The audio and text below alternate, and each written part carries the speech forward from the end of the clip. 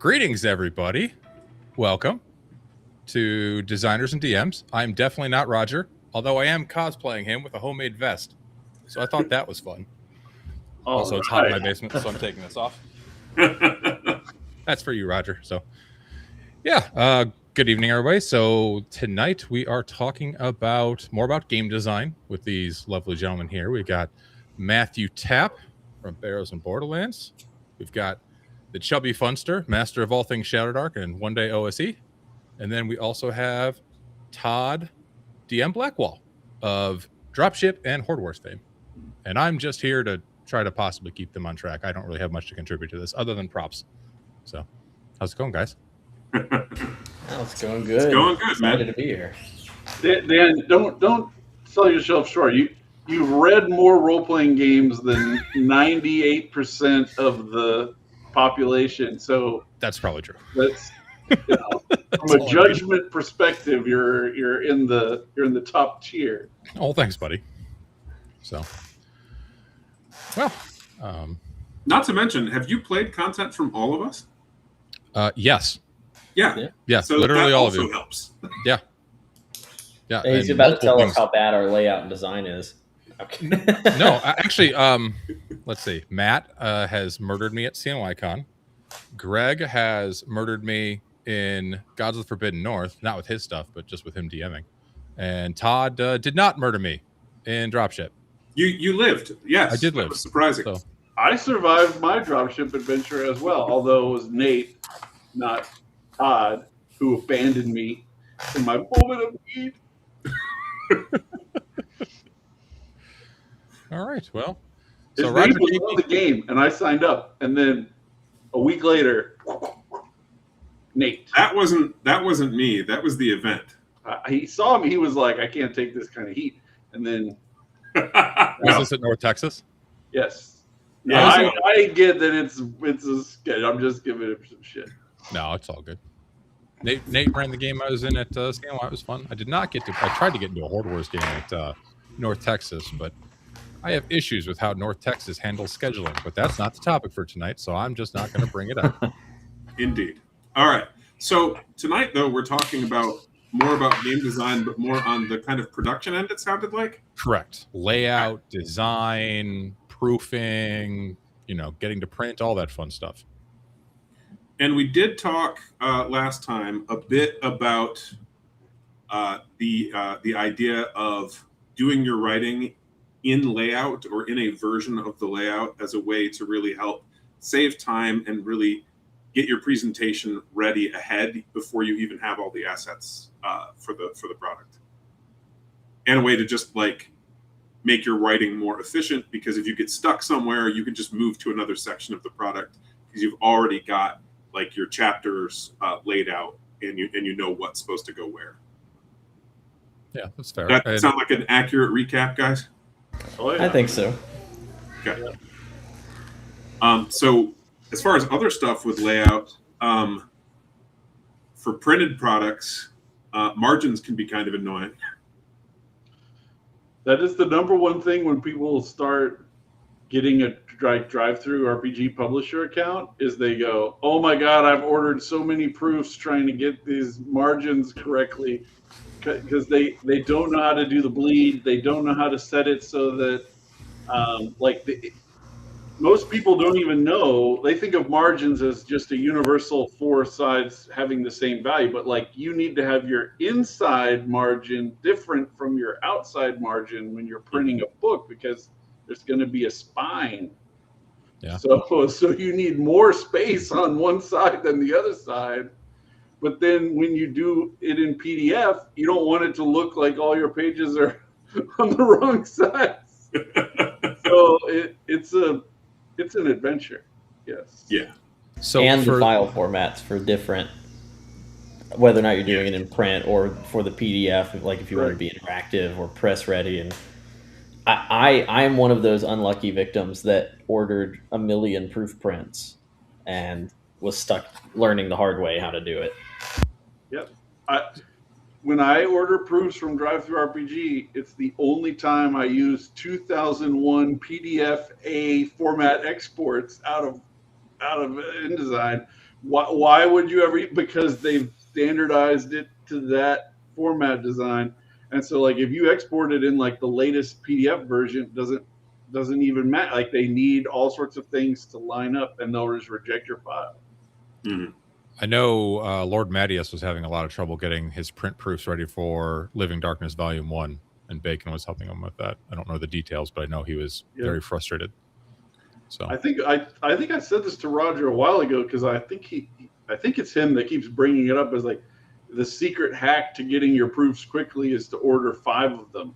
Yeah. But make sure you want to pay for that. But Yeah.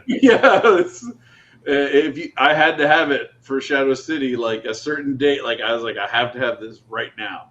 So, Now I will say that while certain companies like DriveThru or Lulu can be really good for international distribution or for doing like a Kickstarter or a crowdfunding campaign, generally speaking, if you're looking to produce an RPG and you have some money available to pay for printing, or you're able to raise the money ahead, other than for fulfillment purposes, they are not the best quality, and they're not the easiest to work with. If you have the resources to do it otherwise, there are a lot of other printers that you can get a large amount of books from, both in the US and certainly overseas. Lithuania is a good choice. China can be. I stick entirely with US simply because I'm a citizen of the United States and I'd like to support our country. But but the reality is, when you're printing, you shouldn't plan to distribute through DriveThru RPG if you're going to do a large print run, because it will be more expensive typically, other than for the crowdfunding campaign itself, like you did. Yeah. So when I did Shadow City, basically taking a bunch of orders, and I set it up so that everything was basically at 20. You're paying $20 for the PDF, and then you got coupons to do the soft cover and the hardcover if you wanted. So that way, I wasn't having to figure out everybody's shipping. I wasn't having to figure out all the fulfillment of any of that. So DriveThru does take a chunk for sure.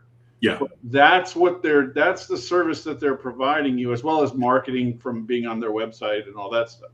Yeah. But so I took in basically order list. I transferred it over. Everybody got these coupons, and then they just ordered them individually whenever they wanted.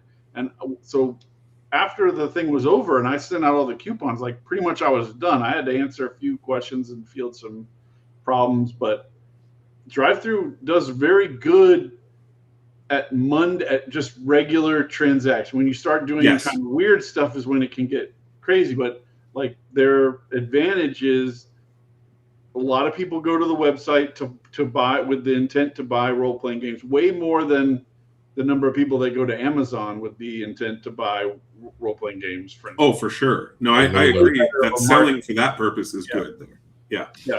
But they do take a big chunk, even if you're on a exclusive contract with them. They take a big chunk, and by doing it the way I did, because it was a coupon on the part that I don't get paid on. So like when you sell on DriveThru RPG, the amount that you charge for you is like an upcharge on the print. So if it's $7 to print this thing in softcover, and you put a $10 charge for you, then the book price is $17. Now, when you make the sale, they give you your percentage of the 10. You don't get any money off of the print cost because that's a hard cost. So by doing it the way that I did, I got the Kickstarter fee, which is only 10%, which is way less than DriveThru's percentage. And then DriveThru basically did all the pre. So that was the advantage of doing the print through DriveThru for a Kickstarter, is I got the Kickstarter percent of 10, and then everything passed to DriveThru essentially at cost from their perspective. They weren't making kind of a big margin on there. And then on future sales, I've made that it works normally, but on that big lump of Kickstarter sales, it's way more profitable from a producer's perspective to have it be fulfilled that way than just to be selling everyday normal transactions on drive-through. Right. And the thing is, though, you can't do high quality binding that way. You can't get certain kinds of ribbons. There's a lot of limitations. So I definitely agree. Drive-through can be useful for mass distribution, especially after like a Kickstarter or something. But if you do raise enough money or you have enough yourself, it can be very good to go through more dedicated or more traditional printing companies, or even through ones that print and produce like comic books, because they're going to have very similar distribution. And if they can do a soft cover or a hard cover with good binding and stuff for you, they're obviously going to be very good at doing color work because of the nature of their business. Yearbook companies at the right time of year are also often hungry for work. Probably don't go to them at the end of the school year. So there are ones that I could recommend that Jason Vey I know would recommend, and that we've used that work quite well. Matt, however, I was about to say some people just print them in their garage. I mean, Matt also the madman approach. So the madman approach is you just cry in your shed alone while you're stapling pieces of paper together, thousands of books at a time, and then eventually it gets done. No, but I mean, if you are doing something that's a bit more zine sized, or if your pages are sub 100-page booklets, and you've got maybe $500 to $700 to invest at the beginning, you can do home printing, especially on small runs. So, like for example, with Barrow Mail that I just recently launched, the tools that I needed to get were a good printer. I went with inkjet because of quality, and you would want something that like a business level inkjet. Now, if you've got Buco's money, you can go buy yourself a Heidelberg printer and go all crazy, but you're going to be spending like $250,000. And then, oh yeah, just let me mortgage my house one moment. Yeah, please. Right. Finding the right paper and the right cover that you want. That's where your money's going to go, is in like ordering that sort of stuff and ink. I use an EcoTank printer now because it's much more efficient on ink. And then, you've got to get stuff like a long-armed stapler. And, if you want to stay on the low end of cost, you can get everything you need from Office Depot. But if you are doing a little bit more, like I'm able to keep up a fairly normal production, but that's because I have 4 of the printers and I've been investing in more and more tools to help me out, like a book press and stuff like that. Rumor has it, Matt, that you sleep in your warehouse and your pillows are made of booklets. Confirm or deny? No, but I do. Let me see. I can turn this off. Hi, Agile. But I've got 2 of the printers over there, and then I don't know if you can see. I can turn it a little bit more. Yeah. So I get got like an assembly line going. Book press, paper cutter. That over there is like a shrink wrap machine. So it's kind of just nice things when you're shipping to people. Right. But if you start getting to a bigger scale, I mean, that's why I had to eventually go with Drive-Thru and Lulu for the hardback version, because there's only so many orders I can keep up with. And you also don't want people to wait. I mean, people might be okay waiting a couple weeks if you got a lot of orders coming in, but people don't want to wait a month to get their game books that they ordered from you. When is the future Kickstarter for the Matthew Tapp bespoke Smythe sewn hand sewn binding book? Oh yeah, I think maybe at the end of time. I think I have a book that talks about it, Revelations. All right, that's about whenever I get ready for that. Going back this, to go ahead, Tom. I think this is true for Greg too, though I could be wrong. I think all of us do several different distribution routes. Like Greg, you're doing PDF sales, you're doing physical sales, and then you're doing some that are just like ongoing through drive-through, as well as some that were essentially right through Kickstarter. Yeah, that and then this new Kickstarter is going to be. I decided to pull the trigger on doing like a Smithsonian ribbon, nice version, because I'm going to be printing poster maps anyway, which I can't do through drive-through. Right. So the Shadow Sun map is colossal. So there's no way I could do it really through drive-through unless it was like breaking it up into regions that get printed on the 12 by 18, which is the max size. And to be fair, that 12 by 18 size that they have on drive-through, they print that real quick. They do. But and they ship it out real quick. Now it's just on a separate system, so it doesn't come with your books. You have to pay shipping twice unless you're doing huge things. Right. So since I was going to have to be doing a big poster thing anyway, and I'm still trying to figure out, it's complicated with printing. Yeah, exactly how big and what to do. Figure out the pricing, because I have to nail down pricing before I launch my Kickstarter in 3 weeks. Yes. And then begin doing, because one of the biggest problems is when you get to the point where, like, if you do a big Kickstarter and you're taking in money, you're pricing things, you're doing all that stuff, but the book isn't finished yet. You're predicting like, okay, this is going to be a 250-page book, so I'm going to get pricing as if it's a 250-page book. But if you have a stretch goal that's going to add a new chapter, that's going to add to the print cost. Like it's like playing Plinko with your own money. Like, oh shit, I got to make sure this goes right. So it's very challenging to predict. Even like one of the things with Kickstarter is they give you conversion rates for different links, for different, how many people you had when you launched it versus how many of those people bought, how much of this, how much of that.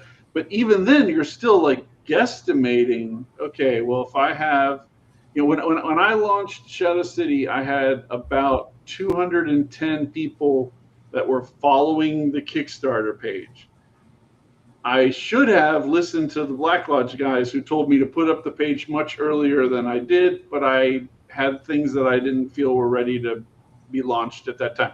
So it was up for a little while. I had 210 people. I had 426 sales at the end. So that's roughly like double. But how could I know if that's going to scale from what's following Shadow Sun to how many will sell? So I can look at the conversion rate of the people who were those 210, and I can tell you it's not 200%, right? So I have to figure out, like, okay, how many of these people that are following it? And like, I've advocated for years on Eric Tenkar's podcast when he would do random party generator thing going back for years. I would say, like, the problem that people have is that they assume they're going to be way more successful than they end up being. Mm-hmm. And it's real easy to let that dance in your brain and be like, oh man, I'm gonna make millions of dollars. Odds are not good. Okay. So be very conservative, especially if it's your first product or in your first 5 products or whatever. Like, you really don't know. Like, even right now, I'm fairly well known.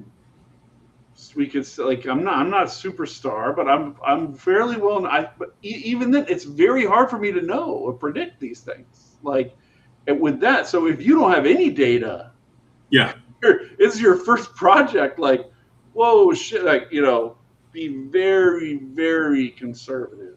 Oh yeah, it can take time, even with a very good product. It can take time for word of mouth to spread, especially if you're brand new.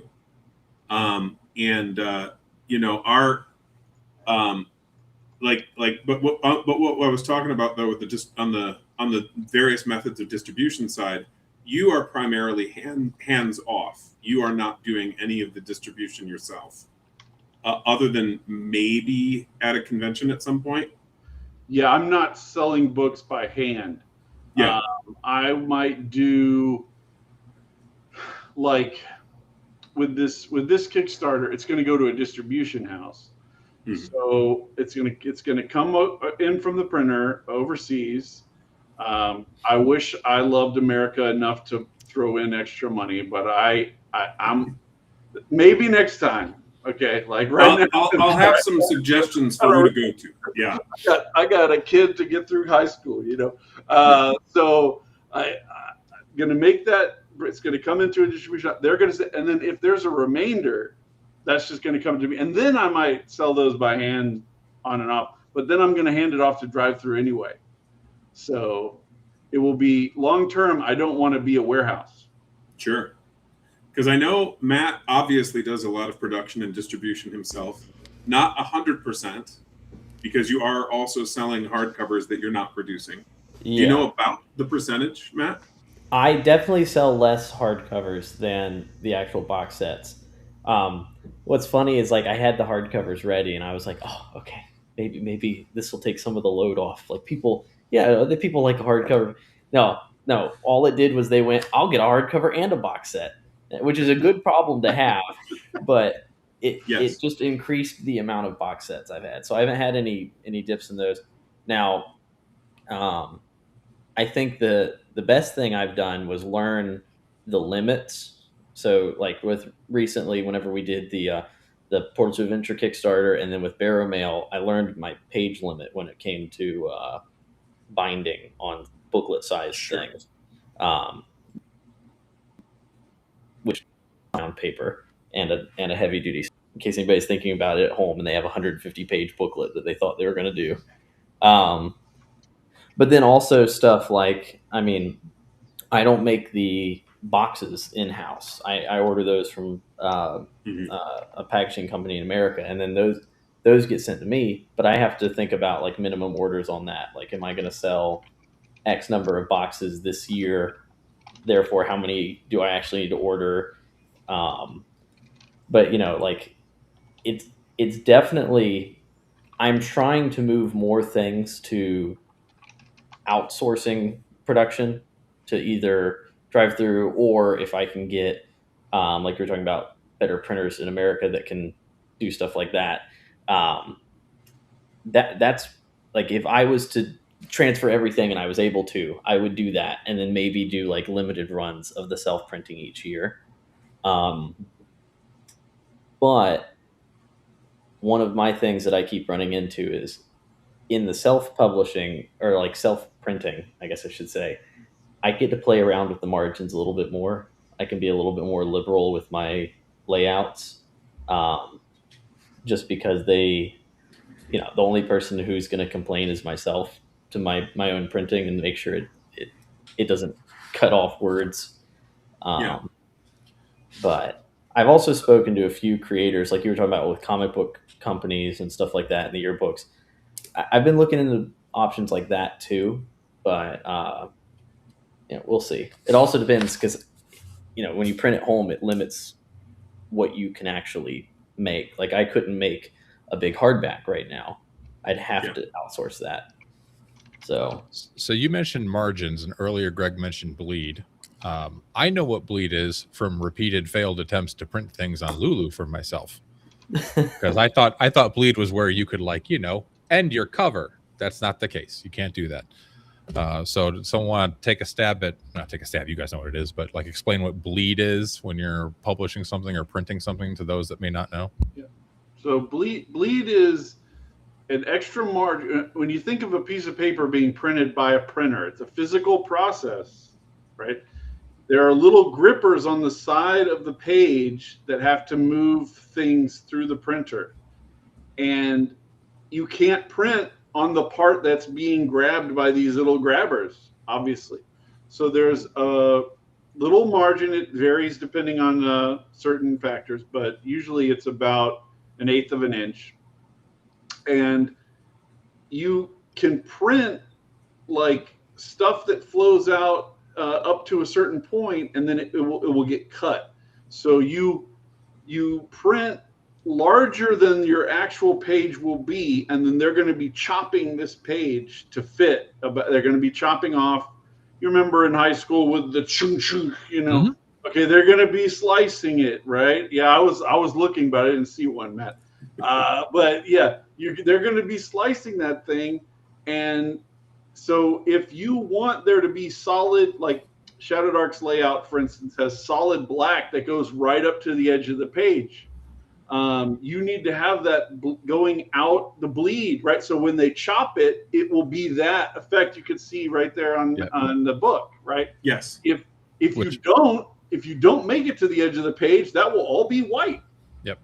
Yeah. Right. Another way to think of the bleed is like the printer's margin of error. That's When you get a defective book, 9 times out of 10 it will be it did not get cut properly. Yep. Right, and even on like I don't know what you would call like the edge bleed or whatever, but like on Shadow Dark, right? Like when you look really closely at it, you can see they don't all line up. Now in the layout, I'm sure they all line pixel perfectly, right? Because you'd have the same like template for everything, but from the little bit of error in trimming and variability. That went with the old school method of showing you what a bleed I see. is. Yes. Thank you, Matt. Yeah, pretty much. So I had that was my hard way of figuring out on drive-through, because the bleed on my Black Label B&B game kept going over on a lot of areas, which my own home printing, I can go over those areas, and it was fine, and it never was a problem until I sent it to them. I'm like, oh, I gotta squeeze it in or print a little bit bigger. But yeah. So Technobabble says he does his at half an inch of bleed because he had issues with the 1/8 inch that drive-through supposedly uses. And I've heard Rob Conley specifically when he was on one of Tenkar's streams, when he was talking about like maps or like things that kind of go across the spread, to leave a 1/4 inch extra offset in the center to account for both bleed and like binding and everything. So that's the extent of what I know about printing. Glad I could contribute. Okay. I had to do that on.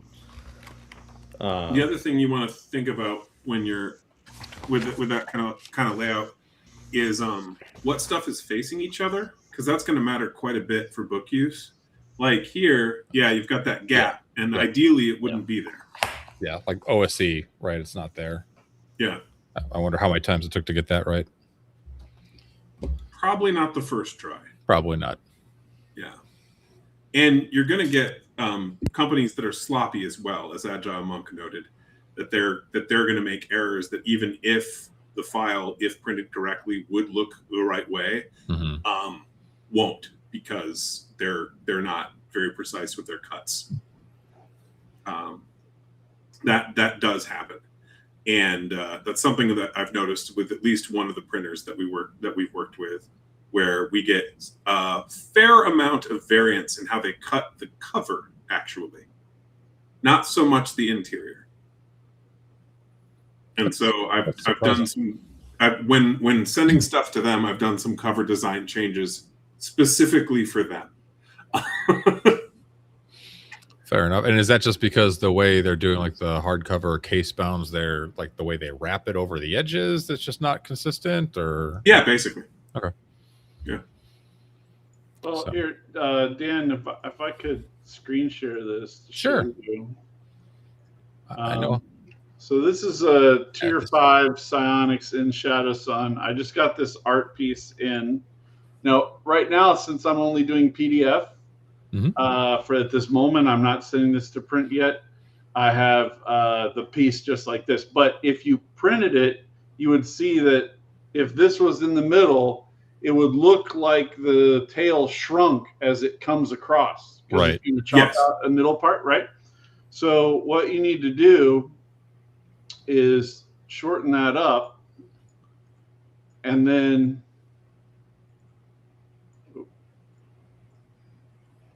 make it like this.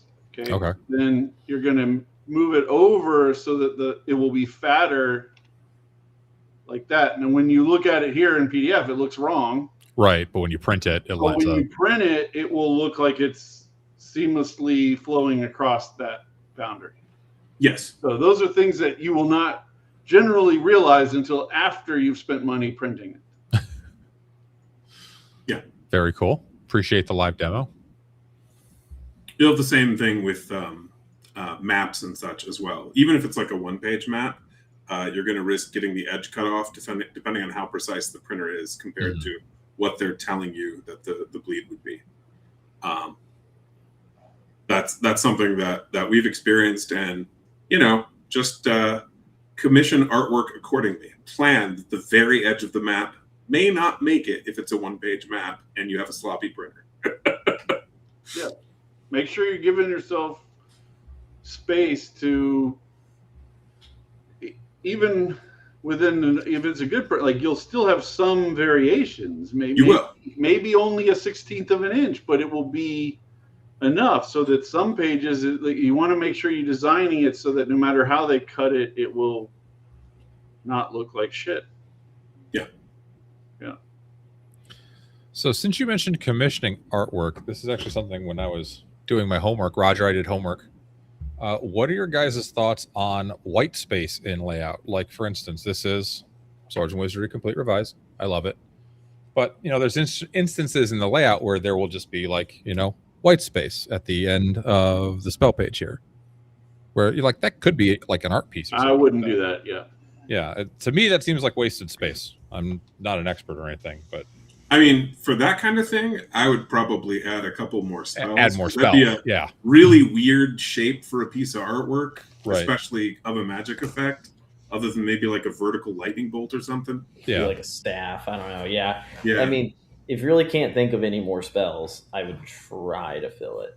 I usually, when it comes to getting art, though, I can definitely understand if that was a last minute thing, right. Finding art within that time, especially if you're trying to use like all specific artists, no public domain anything or anything like that. Right. And if you have a limited budget, I mean, I would focus primarily on the cover, on any maps, and on anything that's unique to your game that doesn't exist otherwise. Those are the things that people are going to be able to need to see the most. Not having a piece of artwork for Human Fighter number 4 is much less of an issue functionally.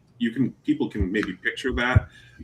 Even for a common fantasy race, like if you had to pick between having artwork for elves and having artwork for some boutique thing that you made up, you should pick the boutique thing. Because A, you might be able to find stock art for the elf, and B, even if not, you can often rely on your customer to be able to picture what you mean if you mean a fairly classic fantasy elf. Obviously, if you can, by category, like if you have pictures of some of the playable races or species or whatever for your game, you should probably have pictures for all of them. But when it comes to like a bestiary or something, I think having a piece of art for every single creature is not particularly necessary if you plan ahead with the layout and maybe use that space for lore or variants of the monster or additional stat blocks. And in particular, if it's a fairly common trope kind of monster. Yeah, people know what a centaur looks like, but if you have some weird monster that you're inventing, right, that's an important thing, unless it's an iconic thing. Like if you're doing something where dwarves are really like the main race and this and that, you really should invest in dwarves, obviously. But like Oathhammer, for instance. But most of the time, I would say go with art on the thing that's hard to get. Right. Yeah. Now, I have a question for y'all about efficiency versus style. Now, I'm not going to ask like, oh, what's more important, efficiency or style, but what percentage is efficiency versus style for y'all? Like, is it 50-50 or Is your goal to sell 70-30? more units? That might not be true. Yeah. Like there's certain things where you're like, I'm not going to change this because it's an important part of it. Like I don't write anything for 5th edition D&D. It would be very profitable for me to do it. I refuse to do it. I will never do it. Right. So you could say to me, "Oh, Greg, you should do this. It'll make you more money because it's 5th edition." Like that. Yeah. But if your goal is to sell more units, and this is an aspect that you're willing to bend on, then having style is really important. You know, having these things is really important. I think it's especially important now that people are used to a very high level of production value. Yeah. I definitely agree. I think I lay somewhere in the like 60-40 because like people have to be able to read it too, but it has to look good nowadays. It just has to. Yep. So if you've got like just a wall of text, page after page after page after page with no headers or anything, that will be a turnoff for a lot of customers.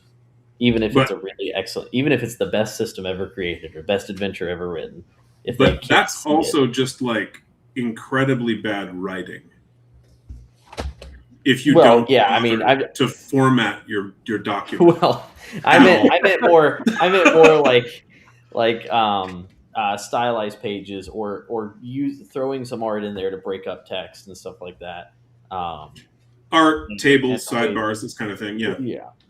You can get a long distance by just study, like Dan is doing right now, looking at other books for examples of stuff.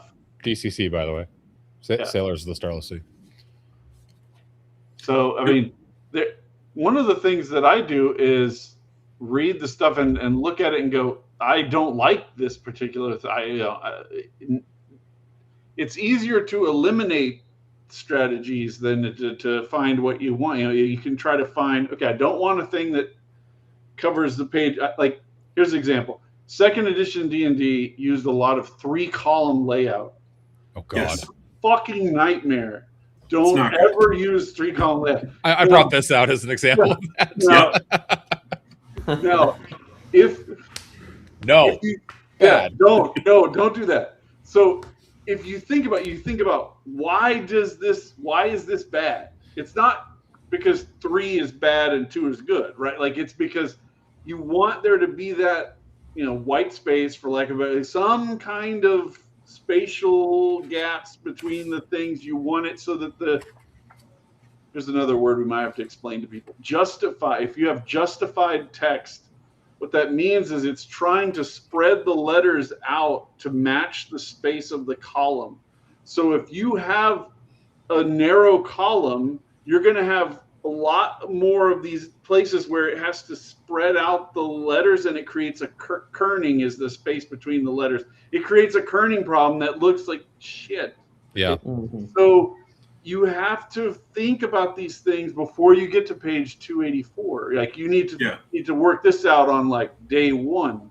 And generally speaking, column or 1 column or whatever it is. Yeah. Generally speaking, not just presentation like Greg's describing, but in readability, 3 or more columns is not going to be readable for most people at a quick rate because there's too much to scan. Right. People are much better at scanning a 1 or a 2 column. And so plan accordingly. 8-column layout is bad, folks. Don't do 8-column layout. I've seen 4. I've seen it. It's terrible. Don't do that either. The worst is I've ever actually seen is in Ars Magica, where it's got some pages where there's 3 columns and it's just solid. There's not even art on the page. It just makes your brain melt looking at this fucking thing. Yeah. Whew. Now I have a little bit of a weird thing whenever I'm writing, because I also am emulating styles of like the old original D booklet. Yeah. for Barrel. And when I'm doing the supplement, making it older when I'm putting it in there. And so I spend a lot of time balancing, oh, it looks cool and old versus no, I need to put lines on my tables so that people can read it. We had Dan was one of the play testers in Barrow Mail, and that was one of the comments, because early on I didn't have lines or anything separating my tables, and he was like, my eyes. Yeah. Please. I was like, So, I realized that a lot of your playtesters are in their 20s and Zoomers, but I'm in my 40s and I can't read that. yeah, I mean, imagine if you could this table, but without the lines. Yeah. So that was something that, you just have to test. Also, getting people to look at your layout before you finalize it will help a lot. Yeah. Now I use, in my books, and I think you guys know this, a mixture of 1 and 2 column layout. 1 column for normal writing, and 2 column for like monster stat blocks and that sort of thing. And I do that because I found that to make for the most readability, and I wanted people to be able to use the game as effectively as possible. And my co-author felt the same way, and we accidentally made stuff that was fairly reader friendly for people with dyslexia, though that was not what we set out to do. We've gotten comments from multiple customers who normally have trouble reading, who commented about how easy our stuff was to read, partly because of the writing, but in a large part because of the layout. And so when you choose to do a more like cramped on the page style without obvious borders, there are going to be some customers who struggle to just use your product, like Matt was describing. Yeah, I've actually got an example of just that. So this is, no shade, Lairs and Labyrinths. It's quarter shots. It's a book of adventures, but their adventures are laid out like this. And like when I'm looking at this, it's just call out boxes all over the place. And like, I don't know where my eye is supposed to go when I'm looking at this. It's confusing to me. Maybe I'm just an idiot, but something like when you compare this to something like an OSE adventure, right? With, great layout, some bullets, some spacing, some white space to give your eye a break as you're scanning through and looking for things. It's just completely different. And also, when you're going through there and you're making your layout out, especially for adventure modules, which people are meant to be like having at the table, flipping through it while they're trying to run it, think about where you put things like your maps or your tables or monster information. Because if I have to spend an hour finding where you put something in the book while I'm trying to run it at the table, that's going to definitely make me question whether I'm going to buy the next adventure. But if you can run an adventure module without having to flip a million times, you're pretty good. Now there are exceptions to that when you get to, we were talking on before stream about Gods of Forbidden North, where it has so much content. I don't know where he would begin mushing that together in a different layout style, but especially if you're doing it's like 1,500 pages or something like that. Yeah, so, across the 3 books. Good luck, Rob. You guys reminded me of one of my pet peeves when you were talking about that stuff. I pulled it up here, Dan, if you could share that. I think many of you are familiar with this book layout. Mm-hmm. Do you see how it's got a lot of things that are headers that are not at the top of the page? Yes. Like Barbarian starts here. Yeah, I find that annoying also. Here. Yep. Yeah, and then you got nothing is starting at the top of the page. So when you're flipping through as a user and you're looking for the cleric, mm-hmm. you eventually start defaulting to the art because you're like, where's this is the druid, because you really can't find the druid title just flipping through. You have to use the art for your eyes on a short. Right. And if they had done the layout differently, they could have had each of the classes as a header that actually appeared at the top of a page. Right. You would be able to find it very easily. Yeah. That was the 3rd edition player's handbook for those that don't know. Maybe 3.5. I was 1 year old, so. You were 1 year old. Singular year. Man. 1 year old, yeah. I was Nah, he couldn't count that for years. An Agile Monk. I have, in fact, done exactly that. I see a comment you put in a little bit ago about getting original artwork for 2 books, all of which you own, and art directing the creation, and see what that insanity costs. I have a pretty good idea. I know Rob Alderman does too, because he's just done that for 3 or 4 books. You just need a teenage sister that's really, really good and talented. Matt's like, beloved family member and or slave labor. Hey sis, I've got some. You want some ice cream? No. It's 2026. We don't talk about that. It's being forced into service. Now, yeah, we're gonna. I don't want to monopolize too much of it. I do have another example to show. I like the demos. This is a quick start of a Kickstarter that launched recently that I downloaded because I liked a lot of the graphic design elements that they were doing. I know exactly what this is. I have not read this at all, really. Oh, okay. Not what I thought. So this is an example of how you can spend all of your money. Okay. So every single page that we go through is somebody ordered the art custom for this spread. Okay. So you can see, like, they're ordering art specifically to fit all of these spaces.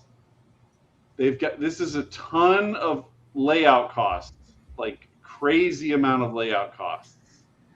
Yes. Yes. And so it would be very easy for you to go, well, I can just do this. And then by the time you get to page 100, you're out of money. Okay, so like there's just tons and tons of, and like I can do layout at this level myself, but I don't because it is so expensive to do this. Like I looked at this and I was like, oh my God, they must have spent a fortune before they even did the Kickstarter.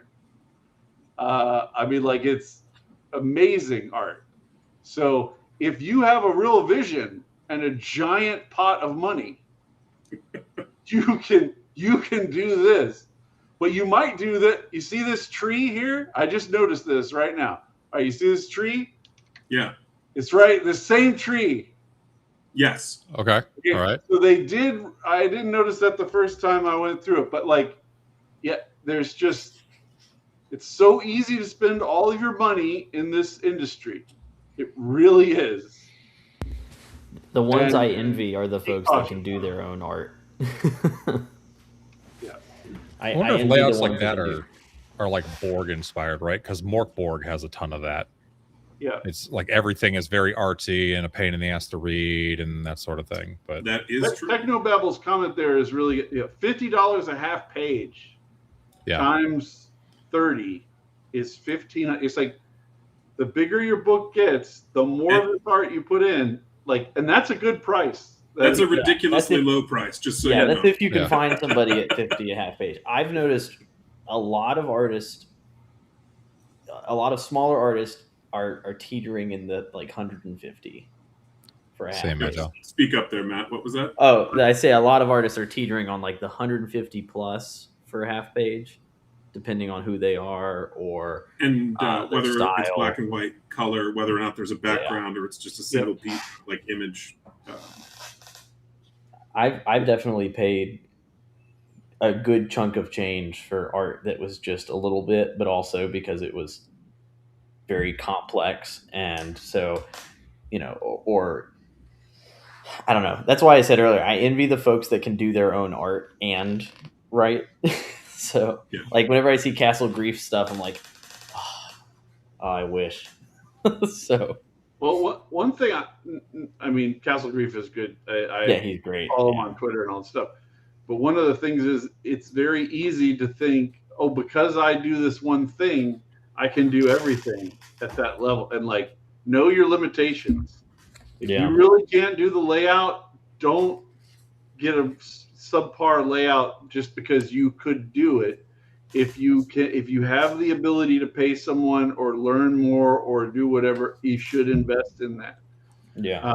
Don't just assume, oh, okay, I'm an artist, so that means I'm a great writer and I can just, write whatever. Like, maybe not. Maybe you need to put some skill building in writing. Where very few people are true Renaissance men who can lay on their deathbed like Leonardo da Vinci and write, "My only regret is I didn't do enough." And you're like, what? Like, what are you talking about? Well, see, that's why little shout out to Castle Grief too. He did both of these covers for me. And like, I won't give his prices, but like, I would consider him a reasonably priced artist in the industry, but you'll be hard pressed to find $50 a half page, and it'd be really good art. Unless you're hiring somebody based on volume, like you've worked out a deal for X number of pages, that sort of thing. That might be this will resonate with people who play a lot of video games. So if you don't, then sorry. But there's so many video games, especially turn-based or time flow video games, where you can track the difference in making a decision over a huge amount of time and see massive compounding effects. So like if you start a game of Civilization, I play Civ 6 because 7 blows ass, and you start up a game of Hot Seat with 5 civs and you play all 5 civs and you watch the development of those, the one that had the best start location will come to like dominate versus the other, because those factors will just keep compounding over and over and over and over again. The further out your ability to plan something, the more cost savings that you can get. You can line up an artist to give you a dedicated amount of time for months and months and months and months, instead of trying to commission everything within a 3-month period from a bunch of different artists. Figuring out printing costs, figuring out layout design, everything on a longer time horizon, your savings will compound to the point where you can really make some great, advantages over a long distance. But you have to have that prudence, for lack of a better word. It's easy to go, well, I'm done with this, I'm going to shoot it right out the door. Maybe you need to put off this launch for 3 months or 6 months and get all these other things lined up so that you will have a great launch. That's another thing too, is, I mean, if you're looking at this like, oh, I need to write this book so that I can get the funding I need for it. Like if you are in need of funding, which is the reason for your writing, then you're probably not going to be making the smartest decisions when it comes to your time. So you've got to think about this as like, if you want it to be the best thing, it needs to have time to be done. So also, if that's the situation, consider making dungeons and modules for games that are currently successful that have an existing customer base to build up an audience to then launch your own. This is in part what Greg has done. This is also what Kelsey Dion did. She wrote a bunch of stuff for 5th edition, which is how I heard of her originally, and then eventually made and launched her own game. And this took her, a couple of years of saving and spending her own money, getting specific pieces for her core book. So it's something that you can do, but if you're trying to generate revenue and practice writing and get better at writing and layout and this kind of thing, make content for other people's games. Don't release a game, would be my advice. I did do the opposite, but my business partner and I were not in the position of needing the money up front. We had enough to produce our own game out of pocket to then spend a couple years selling it. Yes. You stocked up on water and then you're going over the long distance. Yeah. So Ark has an interesting question here. I feel like if I ever published a book, I'd have to get all the writing and layout done, then commission art so I don't have to have blank spaces and I commission what I need. Yes. Rob Alderman has talked about how he wasted over $10,000. I forget exactly how much he said he thought he could have saved if he had been more able to predict the art positioning and flow. And it was his first project, and he was openly, about, hey, it's a learning experience. But it is a learning experience. So start with something that's 20 pages, not 200, and maybe 5 pages, even, something simple.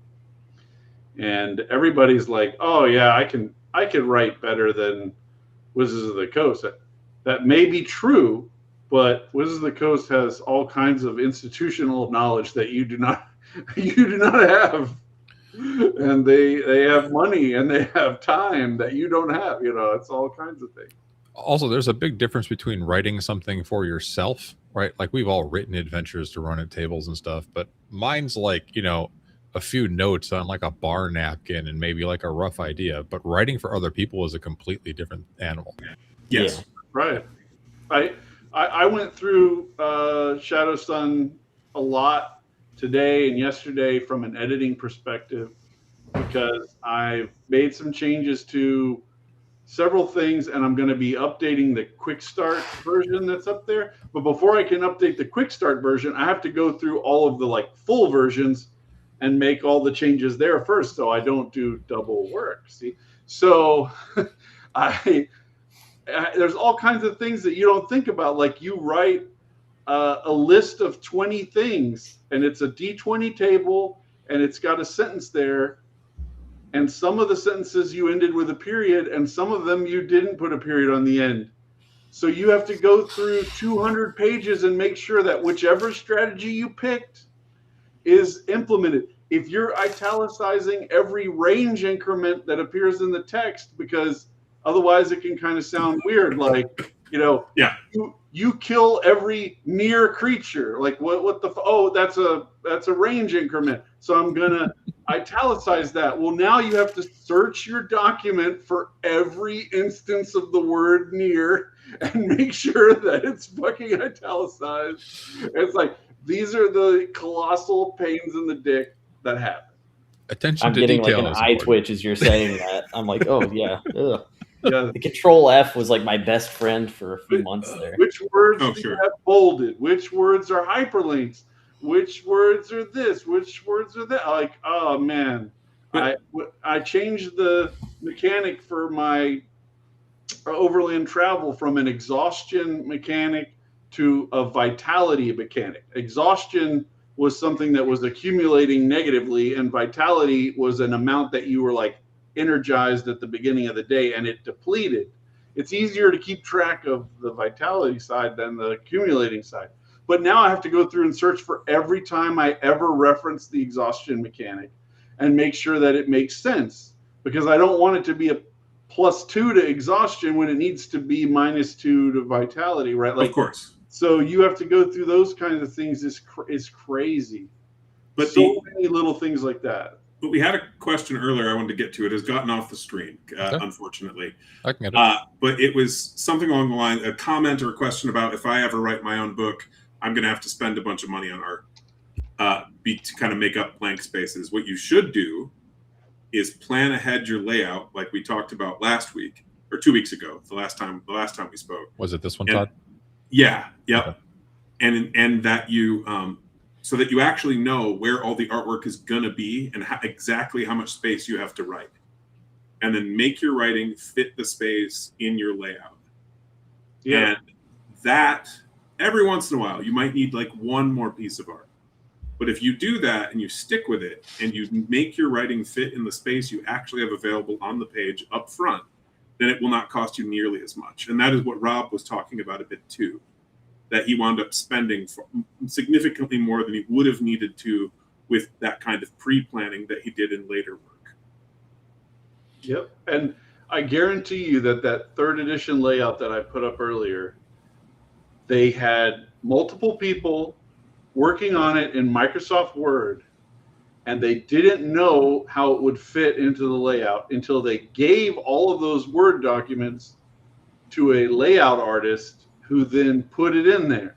So the layout artist, to their credit, made it workable, like considering the situation. But it's not the layout artist's fault. Right. He he got the order. The private on the front lines isn't responsible for the situation of the war. Like, Right. this guy was doing his best, but the downstream effect of writing things in Word, like we were talking about last time, like you can write it outside of layout, but it will mean when you go into layout, you will have to then make a ton of adjustments. And it'll be much more stressful that way. If you just write it in layout, it will be, okay, I need this to be 2 paragraphs long. And then you write it to be 2 paragraphs. Well, and I've learned a lot from your Patreon, Greg. Just because, like, while you were developing Shadowstone, like, you would post a spread, right? Like, while it was a work in progress, and you'd have, like, whatever the procedure was and how it was laid out, but you'd have these blocks, like, space for quarter page art to be commissioned, or like something like that, right? As you were, so that was. I've never considered writing something in layout, and the one time I tried to teach myself Affinity for something, I wanted to punch my monitor. So, but it was good. It was awesome to see and like learn and see the behind the scenes stuff. Shout out Greg's Patreon. Thank you. So I write in layout whenever I'm doing my actual going to book writing, but a lot of times I do my notes with pen and paper or in Obsidian. So a lot of times I will type it out as just big long word blocks and then go in and do my final writing in layout, because a lot of times, I mean, all that mess is weird anyway. But which I don't know if that's also like a similar thing for you. Are you doing like your first draft in layout, or are you like, is everything in layout for you, Chubby? Or everything is in layout. Really? Okay. Yeah. The only time it's not in layout is when it's an outline on my phone. Okay, so maybe that's what I'm referring to, is like I'll do outline stuff, because I do a lot of writing on the go also, like out on index cards whenever I'm at the grocery store, or I have to pull over my car because I thought of something and I have to write it down on an index card. Like I've got, where'd it go? This right here is my next dungeon module.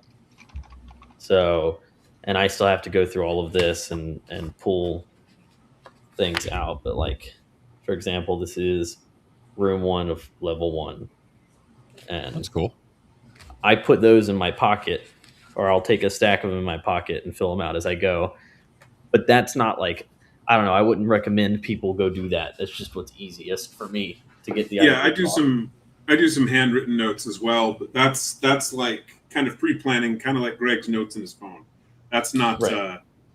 That's not the actual work. That's thinking ahead about what to do. Yeah. And then once you hit a certain point where you're actually like, okay, now I need to execute this, then you're actually doing it. When I'm at that so point, I do all that writing in layout. I shared with you this morning a couple of Google Docs. That's typically what I start working in. But if you look at those carefully, you'll see that there's blocked out spaces for artwork. And that's because I'm going to use the same kind of font, the same like height on the page. And so even though I'm using Google Docs in that case, and I'm not in Affinity, so I can share it with people easily and stuff, and work on it live with Nader and that kind of thing, we actually have built in what is going to be required in Affinity on that exact same page. And I can show you how to do that sometime if you want, but it saves time and money to do it that way. And the only reason I suspect that Greg doesn't do it that way is he's writing solo. And if I was writing solo, I might do the same as him. I got many report cards in elementary school that said does not work well with others. I got the same report card. It's funny. That's the way it is. I don't take orders from people. If you tell me not to do something, it makes me want to do it. That's just how it is. I can't help it. I wish I could be more of a team player, but I bet you could on the right project. I bet if you did a project that was themed had 2 opposing themes, like a light and dark, a fire and ice type thing, I bet for that kind of project you could do. I would be motivated to write better than the other person. Yes, yes, you would. Well, I usually do all my own writing, but I've noticed there are a couple people out there in the world that I feel comfortable writing with, but that's just because we are so similar that we agree on everything. So I never have to have them go up against whatever I thought worked better. But So what you're saying is you like to bully people? Is that what I'm hearing? okay, yeah, no, I get pretty set in it being a certain way whenever it comes to the writing in my modules and stuff.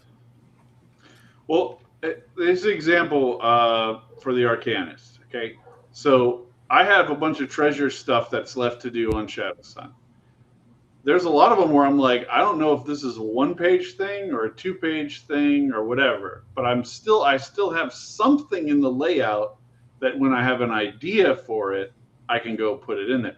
So like Shadow Sun is going to have oils and powders that are going to work like a lot of the random magic item creation in Shadow Dark Core.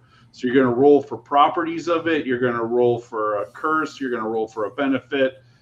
So I can create in the treasure table, make a powder with only 2 curses on it, which means it'll be like a deadly blowing shit up powder.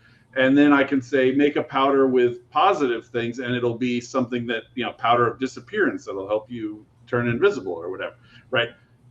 I don't know how much space I was going to put up, but I put one spread in the layout with a header that said oils and a header that said powder. And then every time I have an idea of, it would be cool if I had a powder that did, I'll go write that down into the layout. Yeah. And then eventually you get to the end where you polish it up and, okay, this is done now. But the putting it in there is, what if you get a piece of stock art and you're like, I really like this stock art. It looks like a great bottle of oil for a magic item that's an oil flask. Then you put that stock art on the page where it is and go, okay, well then we need to find some way to incorporate this art into however I write this page. Because the alternative is you get that 3rd edition D&D layout where you're shoving everything into the place that it fits, and it fits at the end of the day, but it just looks like ass. And that's the price you have to pay for those things. No, you have art. We had one comment roll off screen again. Sorry, I didn't mean to talk over you. What did you say? We had one comment roll off the screen again. What was the one right before Agile Monk, I think? Was it this one? Yeah. Yeah, that was next on my list. Work on it. That's my first response. That's the job that we're doing, is we're taking, when you're writing and publishing role-playing games, you're taking hard things to describe and making them described. That's the job. Also, ask for help. Sometimes somebody else will be able to look at your work and give you tips for how to make it much more efficient or much cleaner for somebody else to read. And this is something that I don't just recommend for role-playing games. But yes, experience will help. But like when I was doing reports that had to hold up in court, I would be, after I wrote the report, having one of my coworkers read it out loud to me because I knew what it was supposed to say. And so if there was a typo and he read it out loud, I'd catch the typo that way. But also, I had to make sure somebody else understood what it meant who wasn't there for the incident. And so that really helped, just that simple kind of process, increase the clarity and reduce the errors in even just reports about different crimes and stuff. And the same thing applies, I think, with role-playing game writing. It's very difficult to be your own editor, or if you're running into a problem where people aren't understanding your writing, you should ask someone, well, what would make this understandable? Yeah. Because it's really hard to correct your own mistakes because your brain will just kind of auto-correct it. You should. Sorry. Yeah. You should also read out loud back to yourself what you wrote. Yeah, I do that at work for writing functional and technical design documents that I have to give to clients. That was something I didn't learn that till later. Actually, funny enough, mutual friend Baron was the one that when we were reading some stuff that I was writing up for Boogaloo, it was what he was telling me to do, was to go back and reread it out loud, the entire book. that changed half the writing just by doing that, because I was like, ooh, that felt weird to say. It sounded right in my head, but to say it out loud, I didn't understand it. So Yeah. that does wonders. But other people doing that and you doing that, I think you'll go quite a long way, because you can learn writing. You can learn how to write for people, and like you said, human consumption. That's not something you're just born with. Some people have a natural talent, but a lot of this is skill that can be picked up as you do it. And also just read a lot. Once your kids reach a certain age, they can become test dummies in your crash chamber. So you give them a piece of paper and it's a 12-year-old, and you're like, does this make sense to you? And they're like, I have no idea what's happening. Then it's probably too hard. You need to simplify it down. Yeah, and like I said, read a lot. Read well-known authors, not ones who have a flash in the pan in like New York Times or whatever. I mean, somebody whose book has been getting read for 50 years or 100 years or 30 years. Read those guys or read those women, because there's a reason their book stayed popular.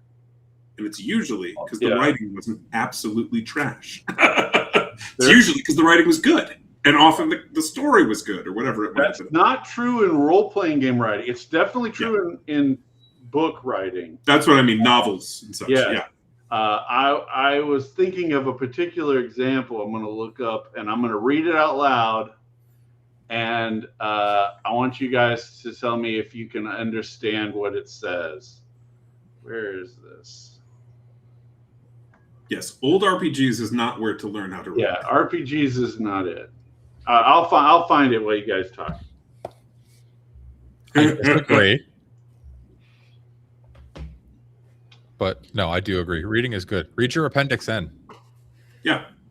I remember when we had, it was Ultra American TTRPG year, we were running Empire Pedal Throne, and I think he was about ready to throttle me trying to read with the layout of that book. And because it's written almost like legal document stuff, Empire Pedal Throne is. And I really do think that he hated me halfway through that game just because of finding stuff in that thing. But. All right, so I found it. Okay, this is from a very, very popular role-playing game that's well known. All right, I want you to tell me what it means. All right, when a player says that her character does something listed as a move, that's when she rolls, and that's the only time she does. The rules for moves is to do it. In order for it to be a move and the player to roll dice, the character has to do something that counts as a move, and whenever the character does something that counts as a move, it's the move and the player rolls dice. The person who wrote that is very bad at writing. Did everybody follow along with that? You got it? You know something about rolling dice and moving, and so what might be a move. A feedback loop, and it sounded like a combat move. Yes, it is from Apocalypse World. That was the writing equivalent of when I'm reading a novel and I'm getting tired and I accidentally read the same line twice. That's what that was. Exactly what it felt like. It was crazy. I was trying to keep up a speed so that I wouldn't actually loop myself in the thing, and I was following it properly. Because if I talked too slowly, it was going to start looping around even worse than it was. Yes, Woo. that is the writing equivalent of talking to somebody who was blackout drunk. So then, guys, when you start combat, you gotta move, but you gotta like say that you're moving, and then you do some dice or whatever. But you gotta move first, and then you can. So the RPG was written at 2 a.m. at North Texas RPG Con in the bar. Oh yeah. The person who wrote Apocalypse World was sitting there going, "Oh no, they just won't stop." Yeah, I would read you more, but like it's like brain damaging to read. Like people were like, "This is the greatest role playing game." I picked it up and I'm like, "Whoa, this is not written." So yeah, kids are cruel and nitpicky. But but see, in this case, that's a good thing. Yeah. Isn't it better coming from your kids than random strangers who spent money on your product? That's right. Yeah, they'll be more forgiving. Your kids generally want you to do a good job. So if they're being cruel and nitpicky, it's because they're honest. So, a buddy might be cruel and nitpicky just because he's mad that you're writing and he's not. That is a good point. That just like when you're trying to lose weight, other people who aren't losing weight will be secretly upset that you're trying to lose weight. If you're doing something and it's working, or you're producing less, there will be some negative pushback from slackers. Mm-hmm. That's just a part of life. Yeah. And they might not even mean to do it. It could be totally subconscious, but you will get friends like that. So Now, I think, who was it that said that, like, the only person who ever truly want you to do better than them is your dad, and that's about it? Was that what was his name? Not all dads, but yes, I know what you generally that's going to be the one person who generally, wants you to do I better don't- than he does. I don't think that's true. I think that good friends will want you to do better than you did before. Yeah, but they whether or don't. not Good friends don't that's necessarily want you related to be to how- better than them, than Well, themselves. no, whether or not that doesn't even have to be related to how they're doing, because you may not be even competing. Like Yeah. Greg and I might be competing in the RPG space. That could be true. It isn't really, because we're not it's not writing really. in the same area, right? Mm. But let's say that was true. That doesn't mean I don't want Greg to succeed. In fact, Well, that's I want true. him to double, triple, quadruple his sales. Why? Because if he gets big enough, he can hire me. But also because it's not a zero-sum game. Yeah. Because people will buy more than one of the same sort of product. They'll buy more than one dungeon module. They'll buy more than one fantasy RPG. So the fact that someone else is succeeding does not mean you're like losing something. And the same is true when it comes to areas where you aren't even vaguely in the same area. Like when you and I, Greg, not too much, but when we've talked about your workplace, I want you to succeed in your day job. I want it to go well. I'm in no way affiliated with or competing with it, right? Well, like that's. yeah. I mean, I want it to go well also. Not as well as I want my hobby work to go, but yes. Yeah. And so I think that isn't true, Matt, unless it comes to something where you are directly competing, then maybe. Well, I meant it more in the way of you can't just take everybody's first opinion on something right off the gate. That's true. Because you don't know if they're looking at it like you were saying, jealousy, or if they actually do care about you succeeding. So, and there could be a matter of taste. I just revised my travel rules, like I said a second ago, and a lot of it was inspired from running Dolmenwood and Gods of the Forbidden North, and saying doing these things works and doing these other things just doesn't work. It doesn't feel good. It doesn't add to the game, whatever, having every single person make a check to see whether they sleep through the night was not as good as us just saying you need to get up to this much amount of firewood in the Dolmenwood system, and then you're good. We don't need, because everybody checking to see if they get screwed feels like a shit experience every night. Roll to see if you're screwed every night. It's not really fun. But so I worked out a system and I put it together. I adapted it to OSC and I adapted it to Shadow Dark with Shadow Sun. And I sent it out to some people for feedback. And one of the guys came back and he was like, well, I don't really like to be tracking these things. And I'm like, okay, well, that's not really, if you don't want to, if you just want to get to the end of the day and be like, and it's the next day, then okay, we have different goals. It's not like your feedback is not going to be like, okay, maybe I'm wrong about the whole way I'm playing brawling RPGs. There's a certain amount of discernment you have to put into taking feedback. Yeah. Well, and you're looking at so when I'm getting playtesters, and Nate and I do quite a lot of playtesting, relatively speaking to the size of our company or to our number of products. We do quite extensive playtesting. But when we do that, we're bearing in mind who the playtester is. Is this another game designer? Is this someone who's ever played RPGs before? Is this someone who's played anything we've made before? Because the feedback is going to be colored by their experience and level of knowledge. Like if we have someone who's never played an RPG before, who sits down and plays our game for the very first time in playtesting and has a great experience, that's wonderful. But their feedback about technical rules questions is almost certainly going to be not helpful. Correct. Unless it's just, I don't understand this. And as compared to somebody who has played one of our games for a couple of years or more, their feedback may be more specific about rules, maybe more useful, but also it's going to be colored by more strongly by like their own preferences. Like maybe there was a version of a rule you tried that they really like, and they want to go back to that rule. That's something you have to kind of watch for and just bear in mind.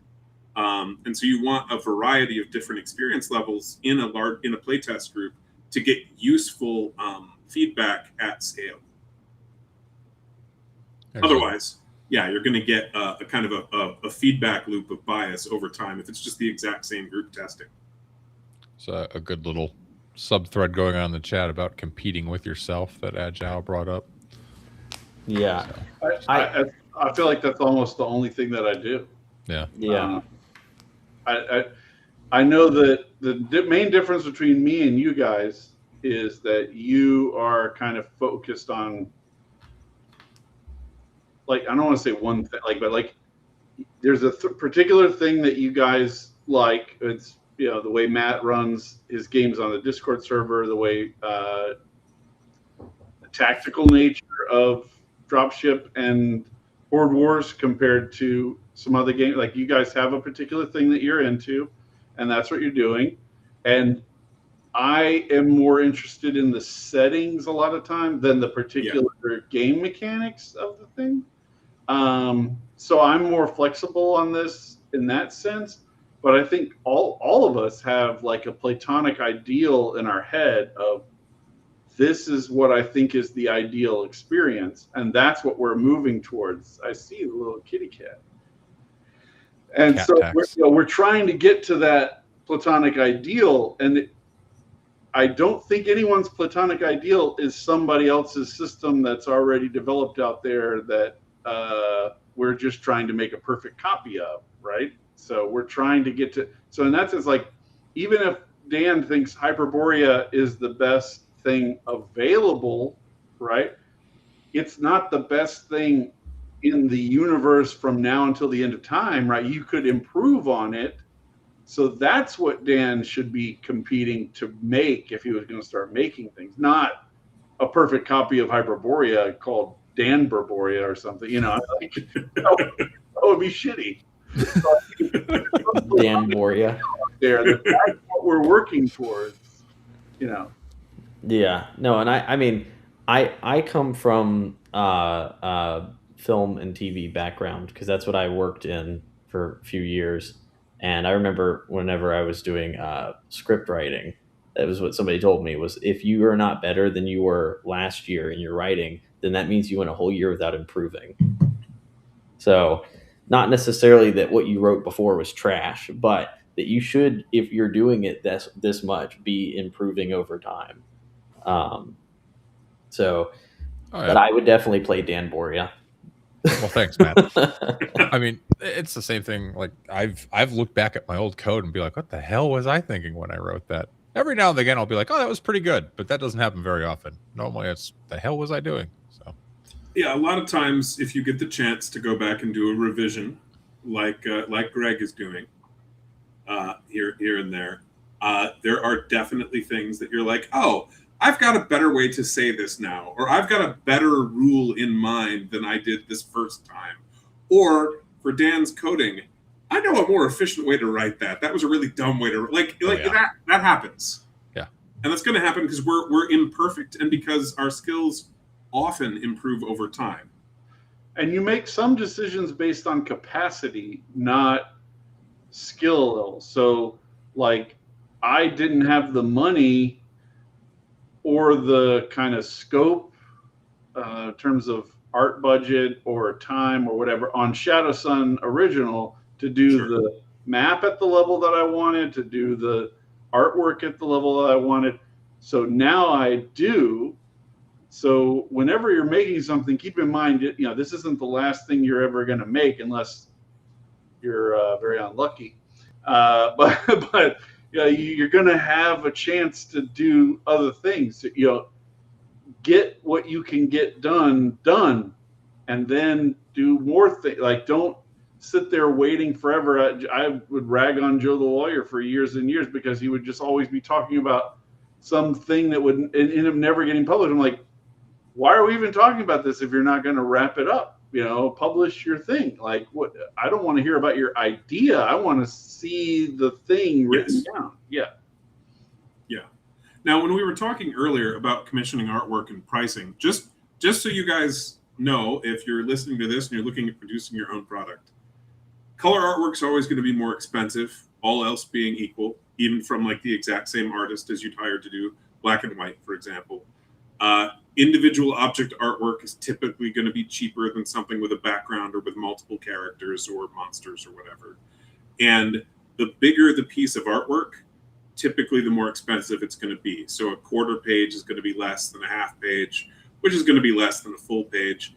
And typically you're going to want to invest quite a bit in your cover art, because bear in mind, and in a map, because bear in mind, you may want poster size versions of it.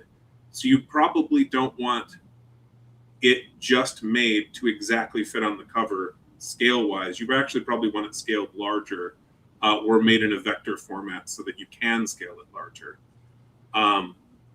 Those are things to consider, but they're so if you are on a limited budget, black and white artwork is a good idea, though you're going to want to still invest in a good cover.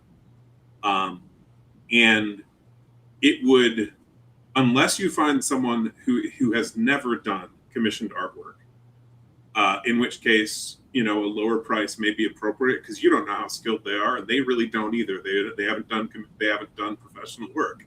Don't be surprised if you're paying, depending on the details I just mentioned, somewhere between $100 and $600 per piece. You might get a bit lower, you might get a bit higher, might even be double for a really good piece of cover art. But that shouldn't shock you, and you should kind of plan around that.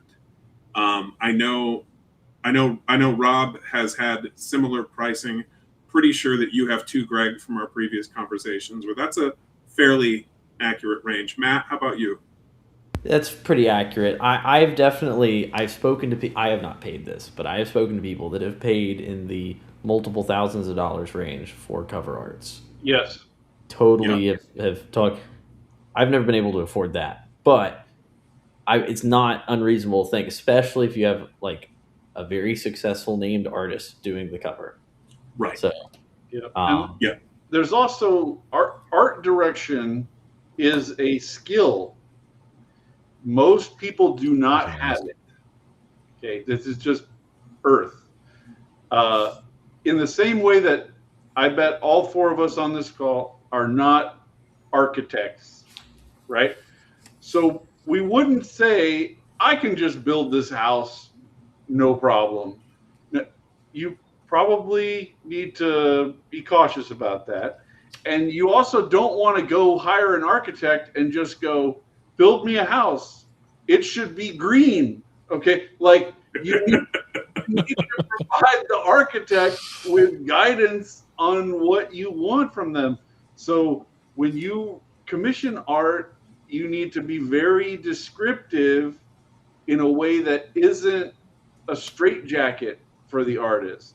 So don't go at them with all sorts of very specific things that you want, but go at them with something for when they need to make decisions. So like I'm doing this Shadow Sun stuff. It has the same kind of technology as Dark Sun. I have to say things like no metal.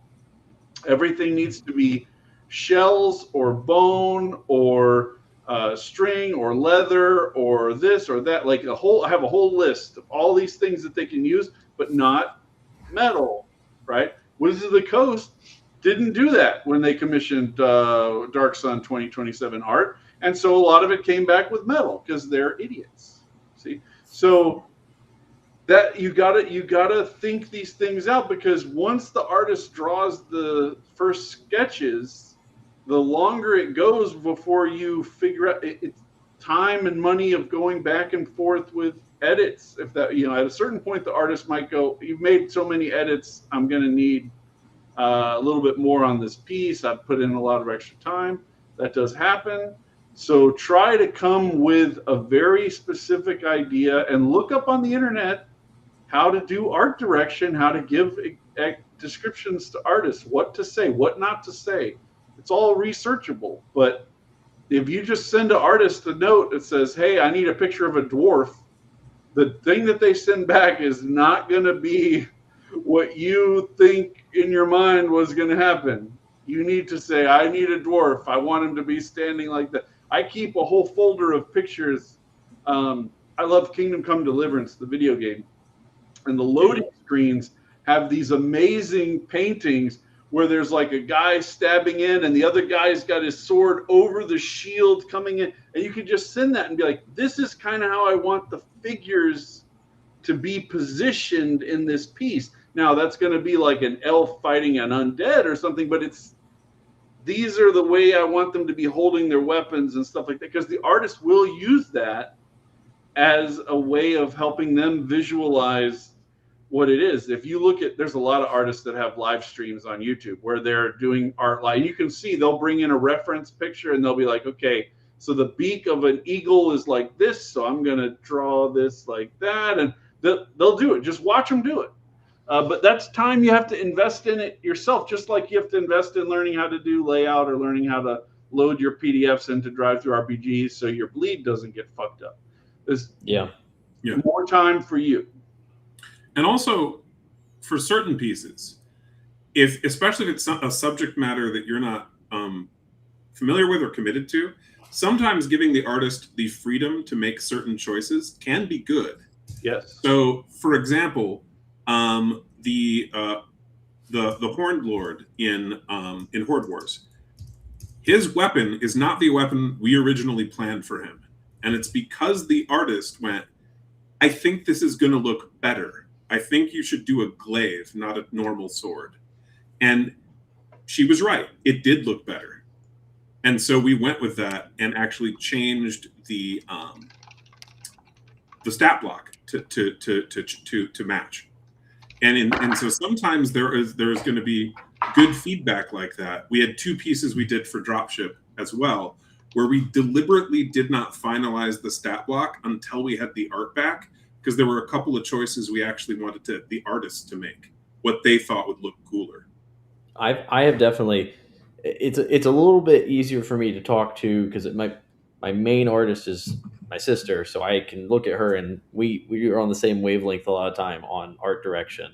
But a lot of times I will send her variations of compositions and have her pick which one she thinks is going to be the best, and or the thing that she's most excited to draw out of what I just sent her.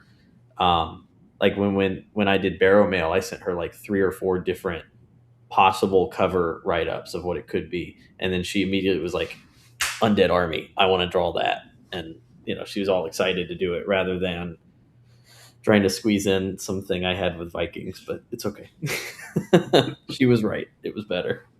So I actually had an art direction question. When you're designing a product, when you're going to have a bunch of different artists that you have to commission, like how much value or stake do you put into making sure that they're stylistically similar or unique and like different from each other?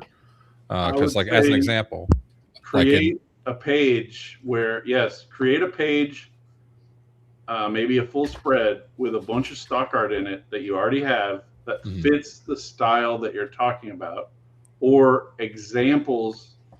If you don't already have, like this is your first time commissioning full color saturated art or whatever, then put some examples in there and be like, this is what it needs to be, and choose the artists that fit that style, right? So there's several artists in the OSR sphere who draw art where the characters have a little bit of a cartoonish edge to them. Carlos Castillo is coming to mind. Some of his stuff, his pieces that are in Gods of Forbidden North, they're getting attacked by a thing, and it's funny that the guy has this cartoony expression of getting, killed by a ooze or something, right? But if you're making a thing where everybody is serious, and then on one page there's this cartoony character that looks really weird, it will be jarring. It will stand out. Yeah. Yeah. I was just gonna say that when I used to do VFX and CGI work, one of the advices back then was don't make water bark. So if you have an artist that has a specific style that they do very well and other styles that they don't necessarily do as well, or if you have like a composition that doesn't make sense, like in terms of CGI, it was don't make water move in a way that water wouldn't move. Don't make it bark. It's just sort of the same concept there. If you've got somebody that does really funny art like that, well, maybe you get someone different to do the really serious pieces if that's not their normal style. One of the things you can also do is hire an artist initially to do some of the perhaps the cover art, some of the like logos, and some of the to basically a few pieces to help establish a style, and use that as part of the board that Greg described when talking with the other artists, going, hey, this is what the cover is going to look like.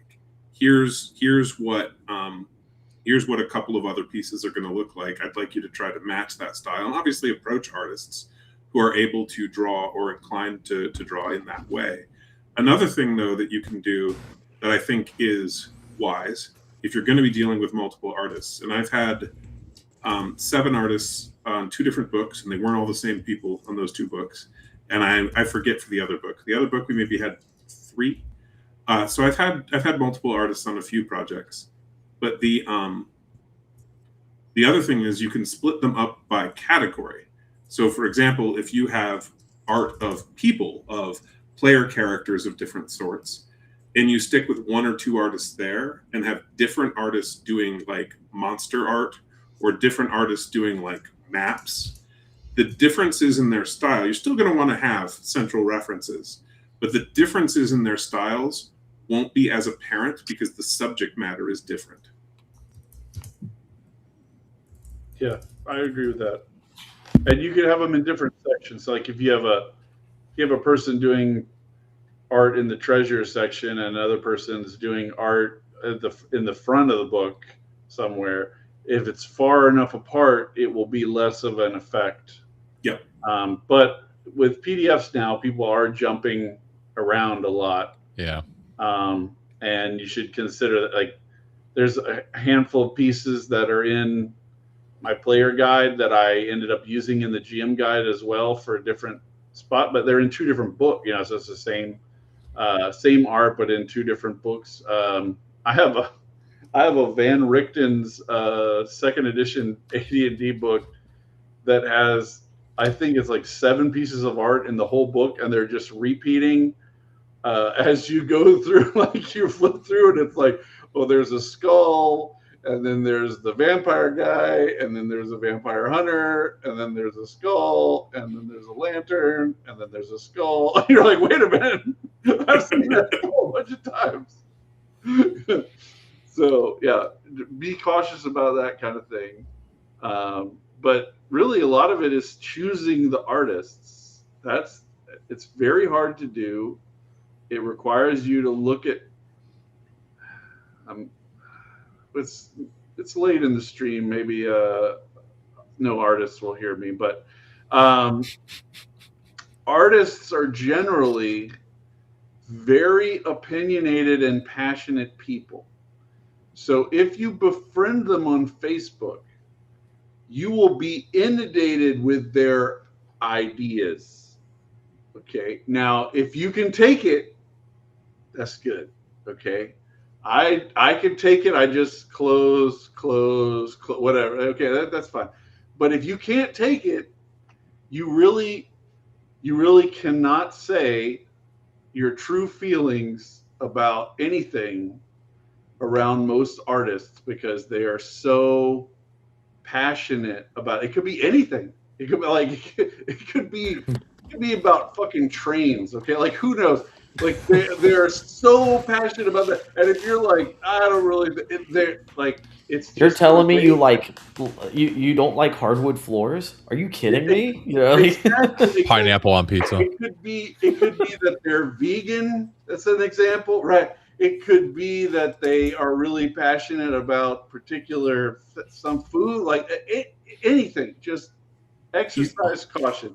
I He is can't not believe wrong. you drink. I can't believe you drink milk. How could you? And Exactly. but the other thing to do is do not hire random people without references. Correct. If you start looking for artists and that becomes known, certainly on the internet, you're going to get an awful lot of messages that are scams. Oh man, but hang on. I'm taking emergency commissions because XYZ family member. Yeah, scams. So don't do that. Instead, it would be better to ask other people who are currently designing games or who have commissioned artwork who they've worked with that went well. Yeah. Because in many cases, not always, but in many cases, if we worked with an artist before, we'll have some idea when that artist is available and how reliable they are and how long it takes for something to get done and this sort of stuff. It would be that is the best way, is to get references from people who have already worked with the artist. Yeah, or if you pick somebody who has like a bunch of stock, like Dean Spencer or Rich Hershey or Eric Lofgren. If you go on drive-through, you see they have a ton of stuff. They're really heavily, you can rely that person's not going to take your money and run off into the distance. Probably. It still happens. That you'll still get into a situation where you've ordered something from somebody and it's like a month overdue and you see them making a post on Facebook about how they need more commissions and you want to just strangle that person. But this is part of the deal. Like I said, like you just have to tolerate this. That's what artists are like. Okay. Matt, you wanted to duck out? Yeah, guys, I have a game to run tonight. I know Chubby was recommending I just kill you all before. No. I told them you'll be 15 minutes. They're all fine with it. I'm on the Discord right now. You're good. Oh, Yes. okay. Well, he's already warned them. I guess I'm good. Yeah, you're fine. But we're on a 10 to 15 minute countdown. Yes. Oh, we go, well, Fletch, then you there we Final go. countdown. Perfect. You have more of me. Dan saved the day. Yep. I bet he told my player. I bet he promised extra XP or something that I'm not. Gonna get Actually, I said that if you don't wait patiently, you'll kill all their characters and there won't be a game anyway. That's good answer. Oh man. We did have a very important question from Arc the Arcanist in chat that I feel is very critical that we get to. What is the appropriate ratio of chainmail bikini to other art in any product? My opinion is 2-to-1. Yeah. That'll be my future game. Sex does sell when it comes to art. Go ahead, man. That was it. That was the whole comment. I think it's important to consider. First off, do what you want. I'm not judging anybody for anything, but it's important to consider. More people will be turned off by certain things than will be tuned in by those same things. If you have this is true of any kind of media. Like if you make a YouTube video that has a very strong opinion on a particular thing, you will upset a lot of people, and you can only hope that you will get as many people who were not upset who follow into it. Like this is the balance of it. And James Raggi is a great example of, you can go really extreme and you can have a lot of stuff that it's very spicy and you're like, yes, come get my game if you like spicy stuff. And you will pay a price for that, and it will create pains in your dick. It will happen. There'll be people that cause problems for you. You'll have problems with drive-through if you get too bad. There's all kinds of things like that. There's a lot of people who, it's not that they're prudish, but that they have children. If I'm playing a game with 15-year-olds, that's going to be different standard than if I'm playing a game with 9-year-olds. You know, I can't pull out Lamentations of the Flame Princess with a 9-year-old table. You know, like that's just not smart. And so part of it is thinking about your audience. Part of it is also thinking about the genre. Sword and sorcery, chainmail bikini is going to be significantly more appropriate for the genre than if you are doing like medieval fantasy. Why? Because in actual medieval fantasy, that would be like a retard's armor. No one would wear armor that shape. That will just get you killed.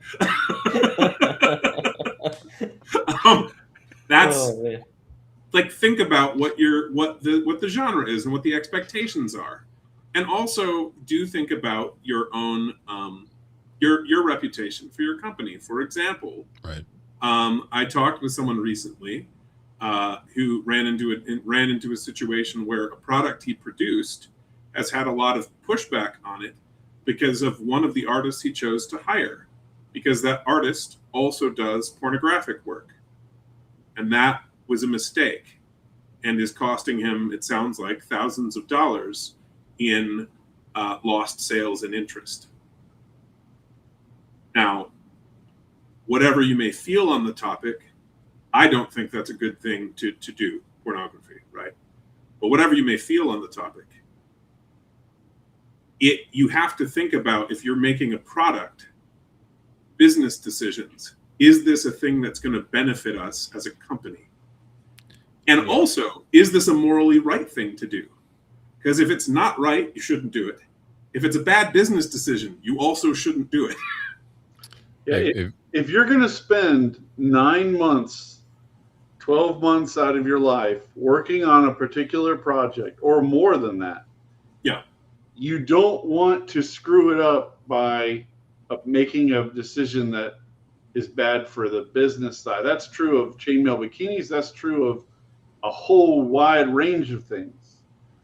There's a joke about, if you want to make $1 million in role-playing games, start with 2. You know, like, it's just, people lose huge amounts of money making bad business decisions because they're an artist or a writer and they don't think about the business side of things. But if you're putting together a project with thousands of customers, it is a business, and you need to think about it as a business. Yep. A very, very smart and now very, very rich man in 1990 once famously said, Republicans buy sneakers too. Yep. That's right. Yep. Don't polarize half your audience. Not that I sell things, but I do management consulting, so I can at least talk to that a little bit. Yeah. But again, unless it's the genre. If that's what you're aiming to do, right? Yeah. Yeah. I mean, there's if you're in sword and sorcery, then yes, lean into it. If you're writing a book about crusaders, you should probably lean into that. It's what your book's about. Just like if you were writing a book about zombies, though they're significantly less polarizing. Do that, but don't add additional stuff that's going to create problems for you. Yeah, and don't take unforced errors. If you don't have to say something, just let it go. You don't need to put your opinions on blonde people in the book. Like you don't have to talk about what kind of people you find repulsive or stupid. That doesn't help you. It does not help you. Yeah. Unless they were Wizards of the Coast or White Wolf or Paizo. Right. Then what's the old adage? If you got nothing nice to say, don't say anything. That's right. Yes. Yeah. Yeah, and plus, it often is a waste of space. Like, actually, I recently purchased a book that uses something like 1/10 of its space on exactly that kind of thing. Not that all of what it says is bad, or even going to create problems for them, but it literally is not the game. It's just their opinions on how games should be or about other topics. I don't care. I don't care what you think about other games. I want to read your game. Yeah. And so if you burn 10% of the page count on your feelings about other games, that's not helpful to sell me on your product. Yeah.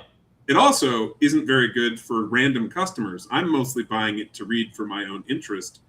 someone who wants to play your game, you are robbing them of 10% of the potential game content.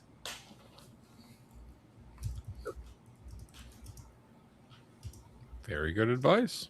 Like, my book's 100 pages. Oh, that's great. How much of that is the actual game? 70. What? Yeah, that's no good. So you want to stick with what you are, what the product actually is. I'd buy a book with that cover on it, Matt. Just throwing that Yeah. out there. If only y'all could see. Yeah. The secrets behind the scenes. Right. But yeah, no, you have to be what's the term? Tasteful in a way for the mass populace generally, because even if you are doing sword and sorcery, if I put something completely horrid on the front cover, that's not really gonna do anything at all other than detract certain people. Now, like, there is also, like, if your brand or genre is being contrarian, there are people that have done that successfully, but there are fewer people that have done it successfully than there are people that have done it unsuccessfully. So there's a guy named Condor DM that It's like Beetlejuice. If you say it 3 times, his minions will show up. He has offered some strong opinions and a product that I'll let other people comment on the product. Go on Twitter and just search it up. You'll find all about it. But yeah, it's not a good idea. Don't do that. I think unforced error is the best way to talk about it. Like, just don't. If you don't have to do it, don't do it. Don't wade into a situation you don't need to be in. Yeah. And, this also applies when it comes to international distribution, by the way. If you are making books that are meant to ship to Europe, you're going to have to be dealing with a bunch of rather onerous censorship laws, including the use of certain symbols. And there isn't a convenient list of which ones are banned. There's just kind of general guidelines. And depending on what printer or distributor that you're using, you could actually just suddenly lose all of your product because you violated an EU law, and it's just gone. Your money's gone. And most of the printers and distributors will give you a little warning text in their terms and conditions if you bother to read it. But that's something to consider too. Where's this product going, and is it going to create problems for me when it arrives? For example, you probably don't want to make a World War II RPG and ship it to Germany. Yes. And if you do, look at a lot of video games that depict World War II and observe patterns, like that they always use a tricolor flag for Germany, even though Germany at that time was not using a tricolor flag. Stuff like that could save you a lot of pain. And one of my favorite Jordan Peterson observations was that he had all these people picketing and protesting his speeches, and then it just stopped. And somebody said, well, what happened to that? And he said, well, we moved all of the time to 9 a.m. And those people weren't awake. And not only is that hilarious, but you can use this for your own good in terms of the people who hate you generally are bad at reading. So if you put your thoughts into text rather than an image, it will fly under their radar 9 times out of 10 because they don't read anything. Take advantage of your enemy's weakness. If they're very dense and don't read, then put it in writing, not a picture. Yep. Don't put a big banner up advertising what you're doing. Just write it in the book, and they'll never know. It's like invisible ink. Yeah, this is quite true. This is quite true, and also, it requires more effort typically for them to learn that it's in the product. That's right. Yes. And they got to buy it. Yeah, don't put it in your preview or quick start or whatever. Yeah. Put it in the book. Yeah.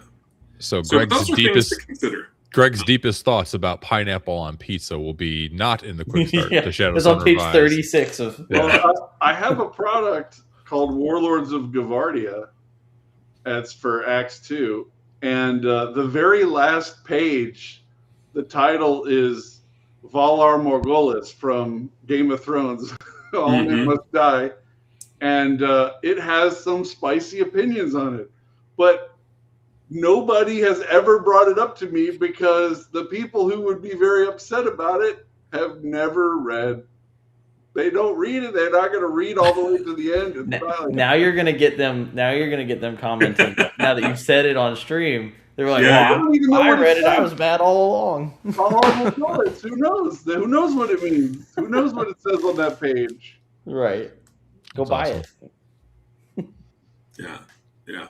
Now, I don't know if you've got links available, Dan. I don't know if Roger shared that stuff with you, but I know that you can get Chubby Funster's things primarily on drive-thru, but he's got an upcoming Kickstarter. Do we have a link for that?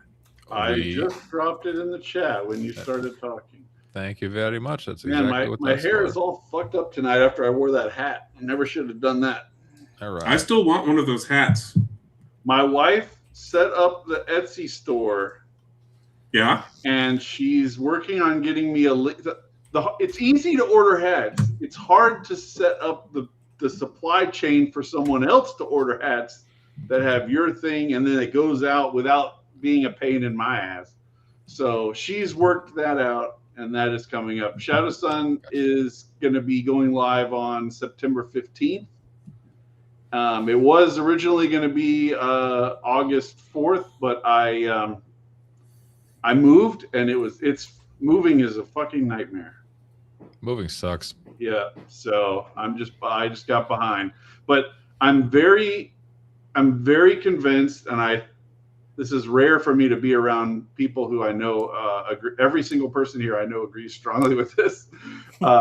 Having the thing written before you try to sell it is really prudent and wise. Nobody talks about that Kickstarter that was 3 years late because the dude wrote it in advance. Okay, that's not a headline. Yeah. So make sure that you're following this simple. Follow me for more tips. This is an essential tip. Yes. Write before you sell. Yes. Write the thing. Yes. It's not a complicated process. And then, Matt, do you have anything coming up that there are separate links to or that people should be looking for? Yeah, you can find most of what I have at barrowsandborderlands.com. Barrow Mail is new. It's fresh, just came out, and I've been getting excellent reviews for it. So it's a warband style game and is compatible with most RPGs if you just want to plug some ideas from it in your own games. I do that all the time by plugging it into B&B. But upcoming stuff, I have the Palace of the Demon Queen, which is being worked on. I showed my index cards earlier. I'll have more announcements about that coming up soon, because right now I'm just moving it from index card to file. So, and then it's on to bothering my sister. So, more things not yet to announce, but soon. I know we're at time, but I'm curious about this, so I don't care. Go for it. When you're writing a dungeon specifically, do you make the map before you make all those index cards, or do you make the index cards and then arrange them and be like, this is how the map should work? It's a little bit of both. So if I have a map in mind or parts of a map in mind already, I will put those down, and then I will be filling in the index card based on what I've already was thinking about being in there. Or there are definitely some rooms where I've made the map and I'm like, oh, you know what? I think I've got an idea now for that room. I didn't have an idea for it before. But then, it's a kind of a mix between the two. Because sometimes, like I said, I'll ride around with empty index cards. I'll come up with a cool room for a dungeon I'm working on. and write it down, and then find where on the map I want it to go. But generally, my maps are finished before the rooms are finished at the end of the day. It's a mix for me also, although so far when I've been commissioning them, I've usually got the at least the outline of the intended format for the dungeon before commissioning the artwork for it. Though I'm not opposed to doing the opposite if I get the right artist who's into RPGs and understands what a dungeon should look like, or what a spaceship should look like, or what a spaceship should look like. Exactly. But I did want to mention Dropship just came out in the last technically 2 months. It's like 2 months and a couple of weeks. So if you haven't heard ancient times, it came yeah, out. I know. If you haven't heard of it and you would like to pick up a military sci-fi RPG, you can do that at blackwallgames.com.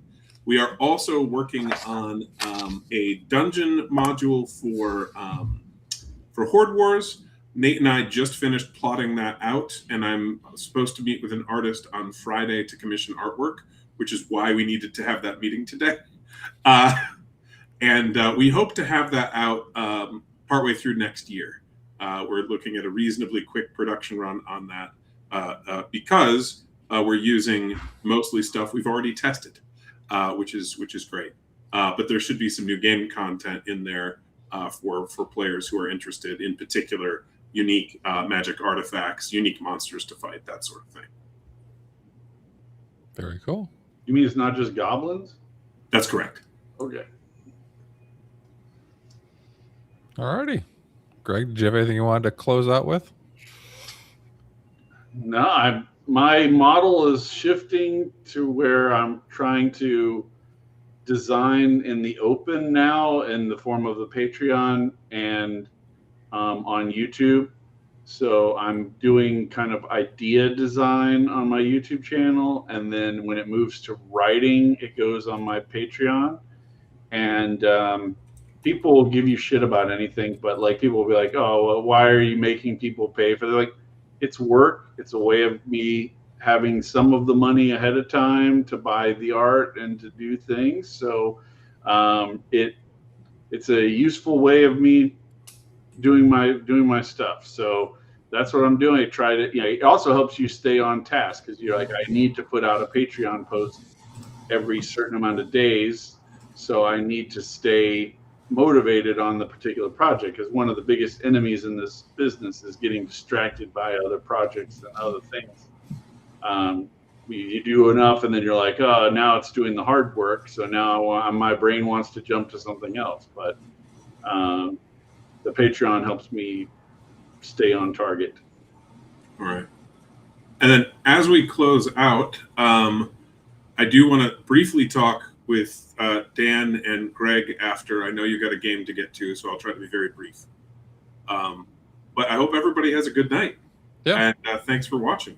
Have a good night, everyone. Yes, Thanks thank for you all. putting up with me in my fake Roger stead. And as Roger would say, closing out, play more games. Night, y'all. Peace out, y'all. Item.